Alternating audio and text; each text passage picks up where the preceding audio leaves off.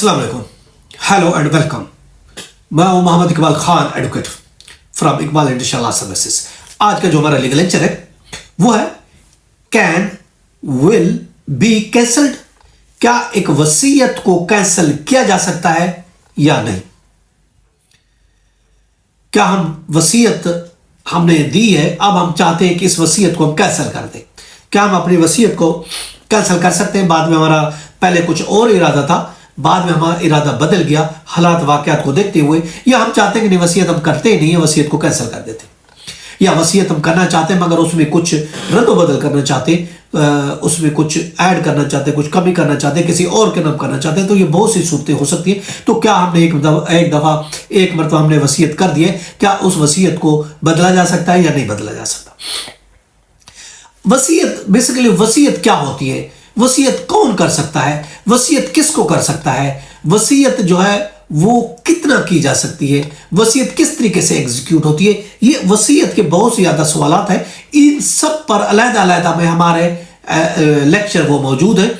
अगर आप इसके बारे में जानना चाहते तो आप एक विल्स और प्रोबेट, एक विल्स वसीयत का हमारा एक अलहदा से एक प्ले लिस्ट हमने तरतीब दी है यूट्यूब पर, तो आप वो उस प्ले लिस्ट को आप देख सकते हैं, या उसमें से अपनी मुतल्लिका वसीयत के हवाले से अलहदा प्ले लिस्ट है, तो उसमें अपनी पसंद की अपनी रिक्वायर्ड अगर आप वसीयत के हवाले से कोई मालूमात वो करना चाहते हैं, एक्वायर करना चाहते हैं, तो वो हमारा आप वीडियो देख सकते हैं किसी भी हवाले से वसीयत के रिलेटेड, चूँकि उसका अलहदा हमने रखा हुआ है। आज हम इस लंबी बहस में नहीं जाएंगे, आज सिर्फ हम ये देखते हैं वसीयत देखते हैं। तो वसीयत बेसिकली दो तरह से की जाती है। फिर हम कैंसल की तरफ आते हैं। वसीयत दो तरह से हम कर सकते हैं। एक वसीयत जब हम करते हैं तो हम रजिस्टर्ड डॉक्यूमेंट की सूरत में वसीयत हम रजिस्टर्ड करवाते हैं from the registrar of the property.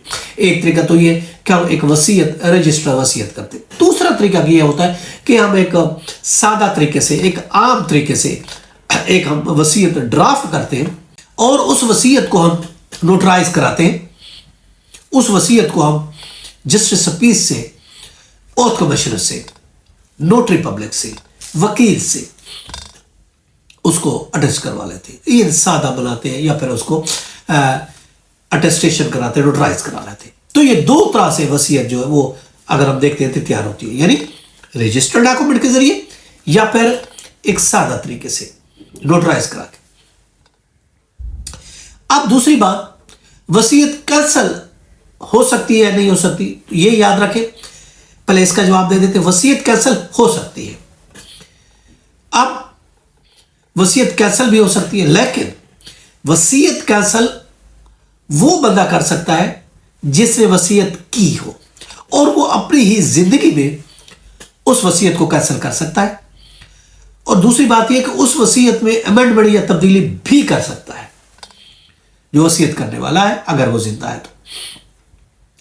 अगर हम देखते हैं लीगली तौर पर देखते हैं इसका इफेक्ट, और इस्लामिक लॉ में अगर हम देखते हैं, इस पर भी अलग से हमारे लेक्चर मौजूद है। वसीयत याद रखें होल प्रॉपर्टी की नहीं होती, वसीयत 1/3 हिस्से की होती, 1/3 हिस्से की होती। एक बात। दूसरी बात यह है कि वसीयत लीगल हेयर्स को, कानूनी वुरसा को नहीं हो सकती, वसीयत कानूनी वुरसा के अलावा होती है। ये चीजें भी ज़हन में रखिएगा।